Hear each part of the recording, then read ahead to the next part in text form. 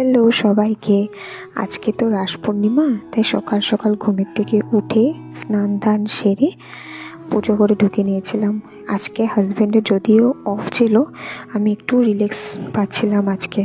এর আগের দিনও সমস্ত ফল বাজার আমাকে করে দিয়েছে, যা যা লাগে।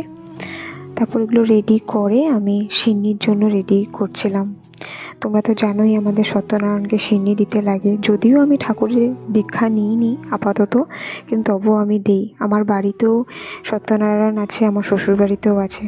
তো ছোটোর থেকেই দেখতাম, তাই মার থেকে একটু একটু শিখেছি। অতটা ভালো করতে পারি কিনা জানি না, কিন্তু খুব চেষ্টা করি।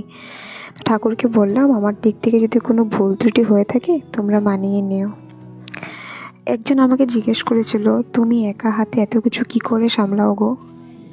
তা আমি তখন হেসে বলেছিলাম, সামলাই যেভাবে সামলাতে লাগে। তো এই ছিল আমার রাস পূর্ণিমার একটা ছোট্ট ব্লগ। আজকের মতো আসছি, তোমরা সবাই খুব ভালো থেকো।